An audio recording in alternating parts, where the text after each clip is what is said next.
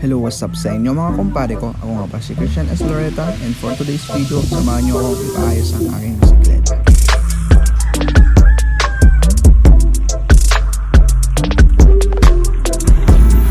At papunta na po tayo sa bahay ng aking teammate na si Clint Kaide Cabang. Siya po ang aayos ng aking bisikleta. Sa part na po na ito ay nagulat po kasi meron pong sinabi yung bata. Pakinggan niyo pong mabuti yung sasabihin niya.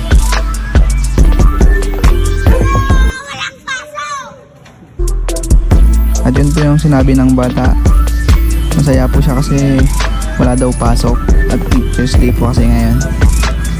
Sa part na po na ito ay malapit na po tayo sa bahay ng teammate ko na si Clint. Liko ko na lang po doon sa punto na yan at bahay na po nila niyan.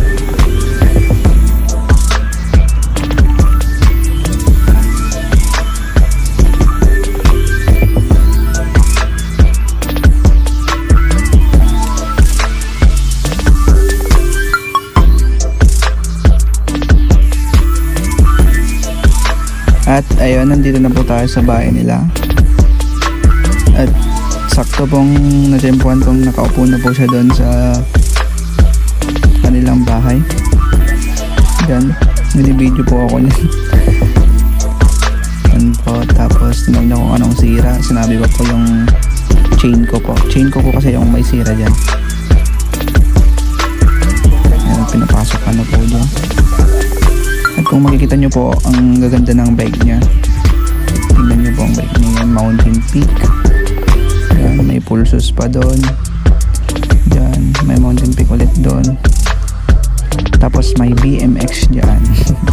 At marami din siyang road bike. Meron pong dalawa, Colnago at saka Cervelo Carbon. Diyan pinapakita na po kung anong sira ng aking bike. Yun po yung chain.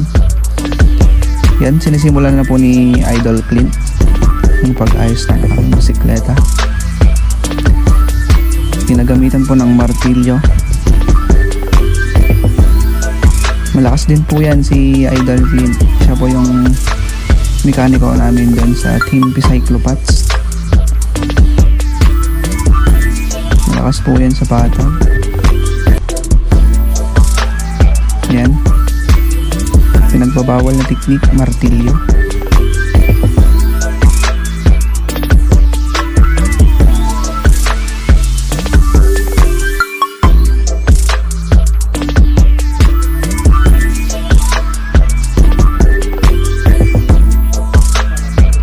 At yan po, tapos na po at naayos ng ating bike. Salamat po sa panonood.